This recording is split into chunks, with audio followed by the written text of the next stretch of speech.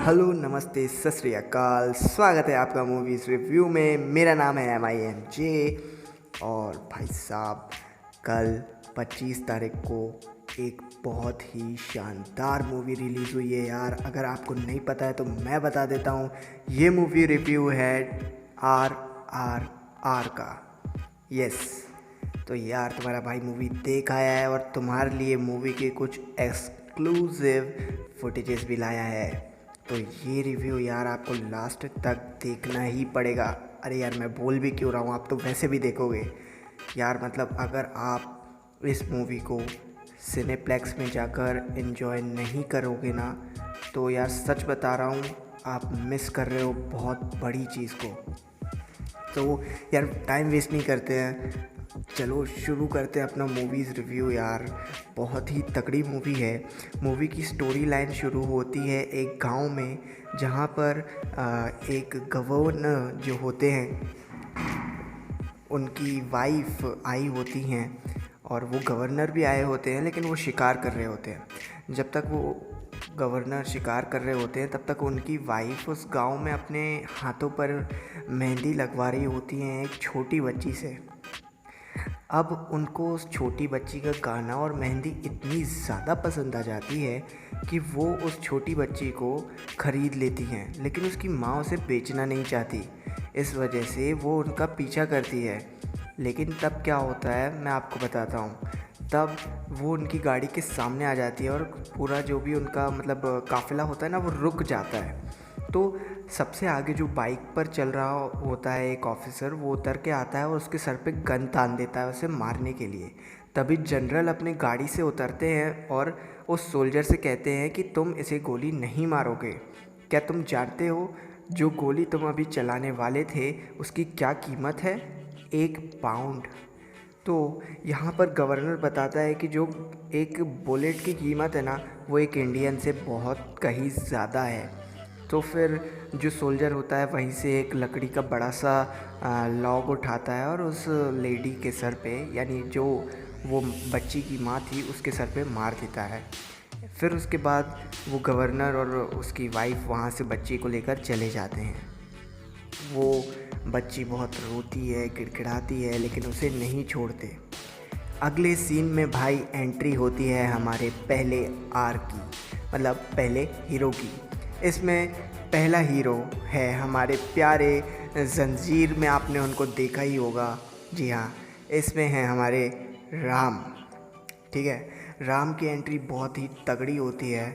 यहाँ पर स्टार्टिंग में दिखाया जाता है कि राम जिस चौकी में तैनात हैं वो चारों तरफ से विद्रोहियों से घिर चुकी है। और जो उनकी कमांडर हैं वो ऑर्डर करते हैं कि वहाँ पर जो एक विद्रोही है जिसने पत्थर फेंका है उसको पकड़ के लाओ। कोई भी आगे नहीं जाता, लेकिन राम अकेला उन करोड़ बोलने वाला था मैं तो उन हज़ारों लोगों की भीड़ को चीरता हुआ जाता है। मतलब आप समझ नहीं सकते यार, इतना तगड़ा एक्शन बनाया है ना। तो इन सभी की भीड़ को चीरता हुआ जाता है और उस आदमी को पकड़ने के लिए भाई साहब वो एक चट्टान के ऊपर चढ़ जाता है। मतलब बहुत मुश्किल से चढ़ता है और फिर वहाँ से वो मतलब लुढ़कता लुढ़कता गिरता है, लेकिन उसे चोट नहीं लगती क्योंकि उसके ऊपर और लोग भी होते हैं, है ना। और मतलब भाई बहुत ही ज़्यादा मैं कहूँ कि अच्छा एक्शन है, बहुत कर्रे स्टंट सीन्स हैं। तो यार बहुत मस्त तरीके से वो उस विद्रोही को लेकर आता है। और बेसिकली विद्रोही नहीं, एक तरह से इनको गद्दार कहा जाता है, ब्रिटिश एम्पायर का गद्दार। क्योंकि ये जो स्टोरी है वो 1920 पर है, जहाँ जब आप कह लीजिए कि म्यूटिनी हुई थी। म्यूटिनी के शायद बाद की है, तो ऐसा ही है। और लास्ट में, बहुत ज़्यादा लास्ट में, यानी इस वीडियो के एंड में आपको पता चलेगा कि जो हमारे राम हैं वो अच्छे आदमी थे या बुरे आदमी थे। लेकिन अभी हम आगे बढ़ते हैं और उसके बाद जानते हैं कि क्या हुआ। उसके बाद भाई साहब राम को ना यार जो प्रमोशन चाहिए था वो तो नहीं मिला, लेकिन अब हमारे दूसरे हीरो की एंट्री ज़रूर हो रही है। दूसरे एंट्री में हम देख सकते हैं कि निज़ाम के सलाहकार जो होते हैं वो गवर्नर के असिस्टेंट से, जिसका नाम एडवर्ड था, उससे बात कर रहे होते हैं और उससे कह रहे होते हैं कि भाई तुमने जिस बच्ची को उस गांव से उठाया है ना, उसे वापस छोड़ दो, नहीं तो तुम्हारे गवर्नर की खैर नहीं है। क्योंकि वो जो बच्ची है वो गोंडवाना बस्ती की बच्ची है। वैसे तो वो लोग बहुत शांत होते हैं, लेकिन अगर उनके किसी भी सदस्य को अगवा कर लिया जाए तो वो बहुत ज़्यादा खूंखार हो जाते हैं। इसे एक तरह से हम धमकी भी कह सकते हैं। तो भाई साहब एडवर्ड ने वैसे तो इसे बहुत ज़्यादा लाइटली लिया, लेकिन फिर भी उसने लास्ट में मतलब इस सीन के बाद क्या किया वो मैं आपको तभी बताऊंगा। अभी हमारे दूसरे हीरो की एंट्री हो रही है, और दूसरा हीरो यार कौन है आपको पता है ना इनका नाम? मुझे नहीं पता मजाक कर रहा हूँ। तो इस मूवी में इनका नाम है भीम। भीम भाई साहब, जैसा नाम वैसा रोल। अभी यहाँ पर आप इस सीन में देख सकते होंगे ये ट्रैप लगा रहे हैं यार। तो ये ट्रैप क्यों लगा रहे हैं, तो इसका जो कनेक्शन है ना ये मूवी के मूवी के हाफ सीन के बाद है। आप उसको कह सकते हैं एक एक्शन सीन में है, जब ये उस बच्ची को छुड़ाने जाते हैं, ये उस सीन से रिलेटेड है। तो यहाँ पर वैसे तो वो एक लोमड़ी पकड़ना चाह रहे थे, लेकिन लोमड़ी की जगह वहाँ पर शेर उनके पीछे पड़ गया और उन्हें शेर पकड़ना पड़ा। अब आप सोच रहे होंगे यार शेर का मतलब क्यों, शेर क्यों? तो यार ऐसा इसलिए हुआ क्योंकि वहाँ पर वो पकड़ने तो लोमड़ी ही गए थे, लेकिन अचानक से जंगल के अंदर से कहीं से शेर आ गया। और फिर भाई भीम और शेर की ज़बरदस्त लड़ाई हुई, लेकिन आखिर में कौन जीतेगा यार आप बताओ? हमारा प्यारा भीम ही जीतेगा ना। तो भीम की जीत हुई। उसके नेक्स्ट सीन में हम देख सकते हैं यहाँ पर कि एक मीटिंग बुलाई है हमारे प्यारे एडवर्ड ने। अब इस मीटिंग में वो सभी को बता रहा है कि एक जंगली आदमी को हमें पकड़ना है। उसका जो भी मतलब डिस्क्रिप्शन होता है ना, कि कोई क्रिमिनल रिकॉर्ड है क्या, कोई हिस्ट्री है क्या, कोई फ़ोटो है क्या, तो वो बताता है नहीं कुछ नहीं है। तो सभी जो भी ब्रिटिश ऑफिसर्स होते हैं वो तो पहले ही हाथ पीछे कर लेते हैं। तभी जो गवर्नर की वाइफ होती हैं वो कहती हैं कि जो भी उसे पकड़ेगा, अगर वो उसे ज़िंदा पकड़ेगा तो उसे सबसे बड़ा ऑफिसर बना दिया जाएगा, और मुर्दा पकड़ेगा तो उसे इनाम दिया जाएगा, मतलब मेडल दिया जाएगा। तो अब यहाँ पे मैं आपको बता दूँ कि जो हमारे राम है ना यार, उनको पहले प्रमोशन नहीं मिला था, जबकि उन्होंने इतनी हज़ारों की भीड़ में भी बिना डरे हुए उस जो विद्रोही था उसको पकड़ा और लेके आए थाने में, लेकिन तब भी यार उनको प्रमोशन नहीं मिला। अब यहाँ पर गवर्नर की वाइफ की बात सुनने के बाद उनको एक उम्मीद दिखाई दी कि उनको प्रमोशन मिलेगा, तो इसलिए उन्होंने ये ऑफ़र एक्सेप्ट कर लिया और उन्होंने कहा कि वो पकड़ेंगे भीम को। तो भाई साहब वैसे उनको नाम भी नहीं पता था, तो भीम को तो वो नहीं पकड़ पाए, लेकिन उसके एक साथी लच्छू को उन्होंने पकड़ लिया। अब भाई लच्छू को पकड़ तो लिया, लेकिन लच्छू ने कुछ बताया नहीं और लच्छू वहाँ से भाग गया। अब भाई साहब लच्छू के पीछे पीछे भागते हुए वो एक ब्रिज पे जा पहुँचे। ब्रिज पे मतलब पुराने टाइम में आप समझ लो कि जो लकड़ी के ब्रिज होते थे ना, वैसा ब्रिज था। तो जो ब्रिज था ना, ऊपर रोड थी और नीचे ट्रेन की पटरी थी। तो अब वहाँ से एक ट्रेन निकल रही थी, लेकिन उस ट्रेन में आग लग गई और वो ब्रिज टूटने लगा। नीचे एक बच्चा था जिस बच्चे को मदद की ज़रूरत थी, क्योंकि वो ट्रेन उसके ऊपर गिरने वाली थी। तो यहाँ पे भीम और राम ने मिलकर उस बच्चे को बचाया और वो बहुत अच्छे दोस्त बन गए। बाद में जब राम ने देखा कि भीम जेनी, अब यहाँ पर आप सोच रहे होंगे जेनी कौन है, तो यार जेनी ना नीस है जनरल, और जनरल की वाइफ की नीस है, ठीक है। नीस का मतलब होता है भांजी, ठीक है। तो जब राम ने देखा कि जो हमारे प्यारे भीम हैं वो जनरल की भांजी को देखकर बहुत खुश होते हैं, तब उन्होंने कहा कि तुम्हें वो पसंद है। तो भीम ने कहा हाँ, लेकिन कहाँ वो कहाँ मैं। तो फिर हमारे प्यारे जो राम है ना, उन्होंने एक खेल किया। उन्होंने मतलब कुछ खीले ली और जेनी के कार के आगे डाल दी। अब जैसे ही जेनी वहाँ से निकल रही थी तो उसकी कार पंचर हो गई और उसने हेल्प मांगी। किससे मांगी होगी आप खुद सोचिए। हाँ, भीम से हेल्प मांगी। फिर भीम ने उन्हें अपनी मोटरसाइकिल पर मार्केट घुमाया और वहीं पे जेनी ने उन्हें अपनी पार्टी में इनवाइट किया। अब पार्टी में आ तो गए वो लोग, लेकिन यार वहाँ पर ना जेनी के बहुत सारे लवर्स थे, जिनमें से एक ने भीम को बहुत ज़्यादा बेइज्जत किया। लेकिन तभी राम वहाँ पर आ गया और नाचो नाचो नाचो नाचो नाचो। भाई आपने वीडियो देखा है कि नहीं? भाई मैंने तो देखा है, मैंने बहुत इन्जॉय भी किया है। एट द एंड क्या होता है ना कि ये एक टाइप का कंपटीशन बन जाता है इंडियंस, मतलब सभी के बीच में यार। अब इसमें इंडियन ब्रिटिश क्या, तो यहाँ पर लास्ट में 3 लोग बचते हैं, एक वो ब्रिटिशर और भीम और राम। तो अब भाई वो ब्रिटिशर भी एक टाइम के बाद हार मान जाता है और 2 ही लोग बचते हैं, भीम और राम। अब यहाँ पर न भीम हार मान रहा था न राम हार मान रहा था, लेकिन ना जेनी ने रिक्वेस्ट की राम से कि वो प्लीज़ भीम को जीतने दे, क्योंकि भाई भीम तो हार नहीं मानने वाला था। तो यार अब राम भी उसका बहुत अच्छा दोस्त था, तो इसलिए राम ने भीम को जीतने दिया। हाँ यार, मतलब आजकल ऐसे दोस्त नहीं मिलते, एटलीस्ट मुझे तो नहीं मिले। तो राम ने उसे जीतने दिया और फिर उसके बाद भाई उसके पैर इतने ज़्यादा, यानी भीम के पैर इतने ज़्यादा दर्द होने लगे कि राम को भीम को अपने कंधों पर उठाकर ले जाना पड़ा। सही है ना? वैसे तो हाँ यार, दोस्ती में तो कुछ भी कर सकते हैं। इसके बाद ना जो भीम है भाई, जो अपना असली प्लान था वो उसको अंजाम देने के लिए आता है और जो जनरल थे उसकी हवेली पर अटैक कर देता है। अब मैंने आपको बताया था ना कि भीम ने जंगल से कई सारे जंगली जानवर पकड़े थे। तो अब यहाँ पर इस सीन में आप देख सकते हैं कि वो किस तरह से उन जंगली जानवरों का यूज़ कर रहा है अब एक आर्मी की तरह। भाई इतनी सारी वहाँ पे सोल्जर्स हैं, लेकिन भीम अकेला है और उसके साथ में है उसकी फॉरेस्ट आर्मी, यानी शेर, चीता, हिरन, बहुत सारे जानवर हैं उसके साथ, और वो उसके साथ उसकी लड़ाई में शामिल हो रहे हैं। अब यहाँ पे लड़ाई तो चल रही है, लेकिन क्या होता है ना कि जो राम होता है, मैंने आपको बताया ना राम को प्रमोशन चाहिए था, और राम ने ये जो जनरल की वाइफ का ऑफ़र था उसको एक्सेप्ट कर लिया था। इसलिए भाई राम ने भीम को पकड़वा दिया। अब आप सोच रहे होंगे यार ये राम ने ऐसा क्यों किया?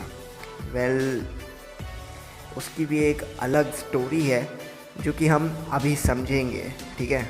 तो यार राम ने भीम को पकड़वा दिया।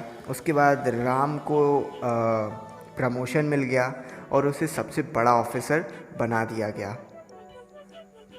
सबसे बड़ा ऑफिसर बनाने के बाद राम को एक्सेस मिल गया वहाँ की आर्मर्स, या मतलब आर्म्स जहाँ पे भी रखे जाते हैं, बंदूक वगैरह, उस वाली जगह का। हमारे हिंदी में तो यार देखो उसे कोत बोलते हैं, तो कोत का चार्ज मिल गया।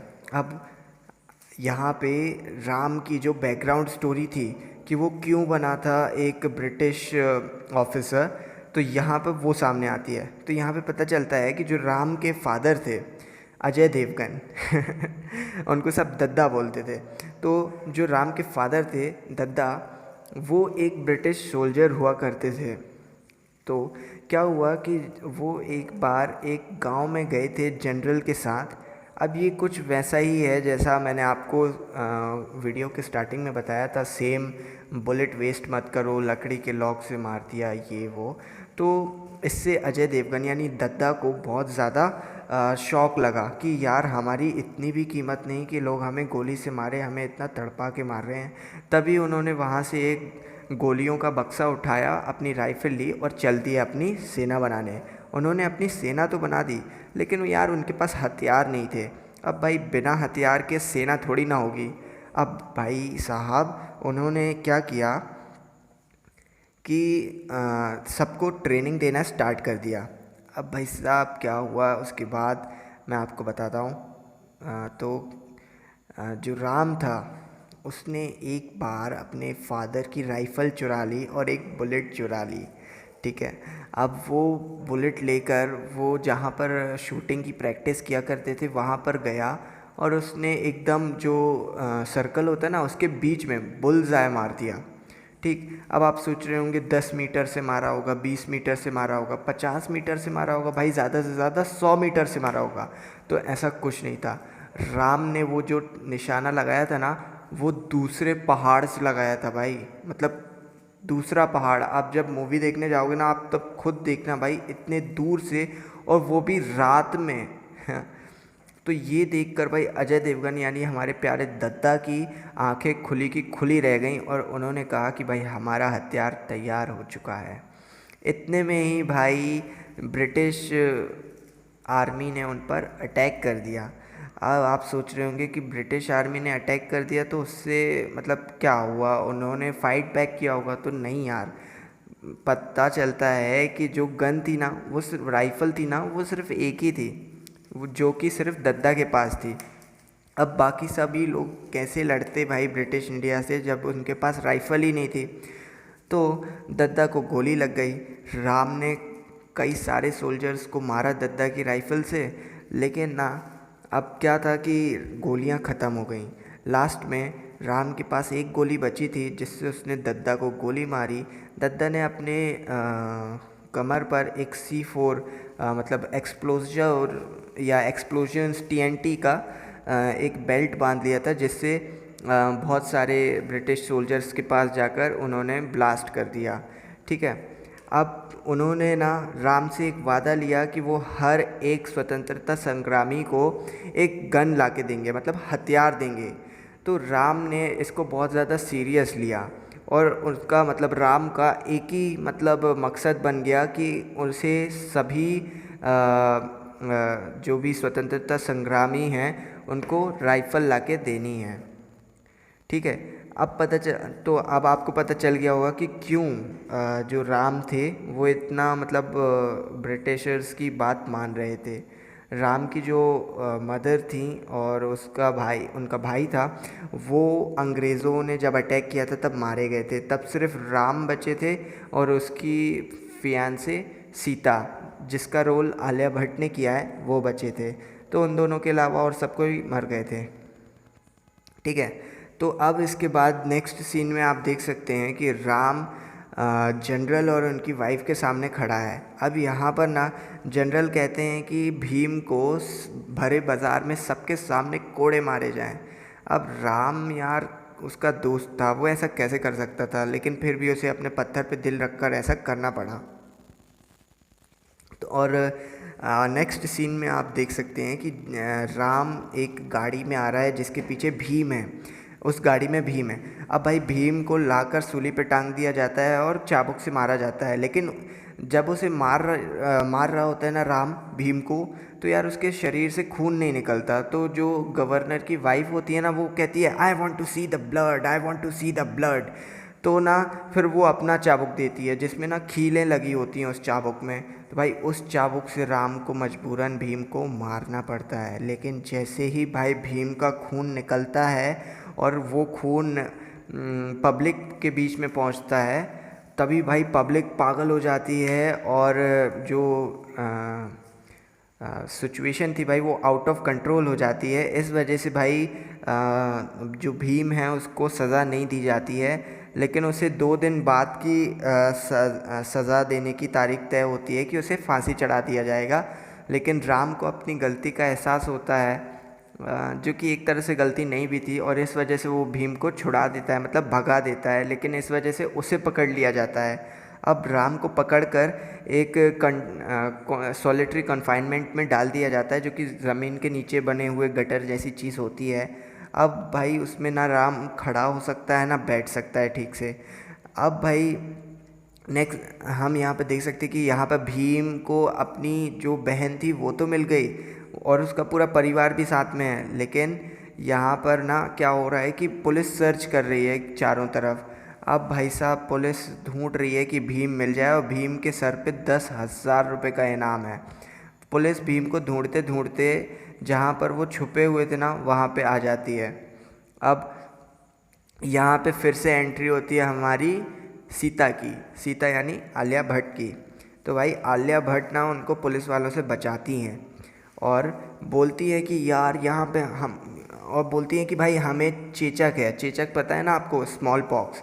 तो ब्रिटिशर्स मतलब उस टाइम पे स्मॉल पॉक्स बहुत ज़्यादा बड़ी बात होती थी, तो इसलिए वो ब्रिटिशर्स बहुत ज़्यादा डर जाते हैं इस चीज़ से और वहाँ से भाग जाते हैं।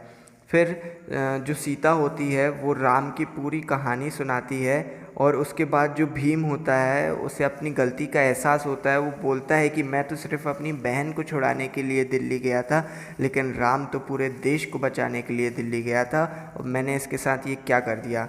इसके बाद ना जो भीम होता है वो राम को छुड़ाने के लिए जेल के ऊपर जाता है। अब वहाँ से वो भीम को जो भीम होता है ना वो राम को छुड़ा तो लेता है, लेकिन वो वहाँ से भागता नहीं है। वो वहीं के जो जेल के पास का जंगल है वहाँ पर चला जाता है। वहाँ पर एक राम जी का मंदिर होता है जहाँ से वो राम जी के धनुष, बाण और वहाँ पर कुछ सतरंगी कलर के झंडे थे, सतरंगी नहीं, आई थिंक नारंगी कलर के झंडे थे, वो राम को दे देता है पहनने के लिए। और भाई साहब जब राम वो कपड़े पहनकर सामने आता है ना तो वो सच में राम भगवान का अवतार लगता है। मतलब सारे अंग्रेज़ों को वो चुन चुन कर अपने जलते हुए तीरों से मारता है ना। ओ भाई साहब ये एक्शन तो भाई अल्टीमेट है। वहीं भीम की बात करें तो आप लोगों को तो पता ही होगा कि साउथ की मूवी में भाई उठा उठा के हवा में पटका जाता है लोगों को। तो भाई अब देखो कुछ भी कह लो, ये मूवी है तो साउथ की ही। तो इस मूवी में क्या किया गया है, इसमें लोगों को तो हवा में पटका ही गया है, वहीं भीम ने एक हाथ से रॉयल एनफील्ड को उठाया है और एडवर्ड के ऊपर फेंका है। लाइक लिटरली ऐसा लग रहा था कि किसी ने कागज़ की बाइक को उठा के फेंका हो। तो मतलब बहुत ज़्यादा अनबिलीविंग सा था। तो भाई एडवर्ड को मार देते हैं। उसके बाद वो लोग ना क्या करते हैं कि जनरल को मारने के लिए जाते हैं मेन फोर्ट पर।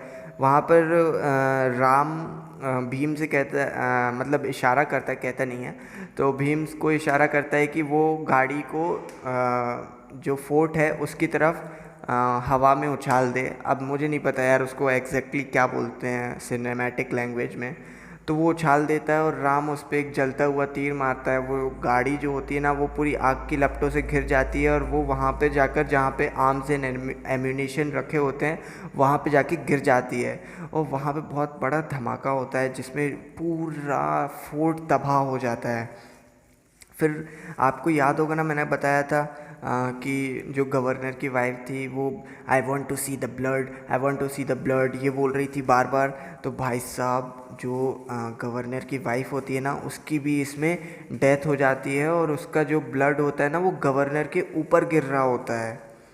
तो गवर्नर पागल हो जाता है और अपनी बंदूक उठाता है, लेकिन इससे पहले कि गवर्नर फायर करता राम उसको तीर मार देता है और भीम उसे गोली मार देता है। इसके बाद एंडिंग होती है, भीम और राम कई सारी गन्स के साथ अपने परिवार के पास पहुंच जाते हैं। भीम को जेनी मिल जाती है, राम को सीता मिल जाती है और सभी लोग खुश हो जाते हैं। और मुझे लगता है ना यार ये RRR का सेकंड पार्ट भी, सीक्वल भी आएगा, क्योंकि एंडिंग में यही कहा गया है कि भीम को राम प्रशिक्षण देगा और शायद मुझे लगता है कि सेकंड पार्ट आएगा। तो यार अगर आपको रिव्यू अच्छा लगा हो तो आप लाइक कर सकते हैं, शेयर कर सकते हैं। और यार एक्सक्लूसिव रिव्यू था, सिर्फ आपके लिए इतनी मेहनत की है तो भाई ठोक दो लाइक शेयर दबा के। Thank you, thanks for watching.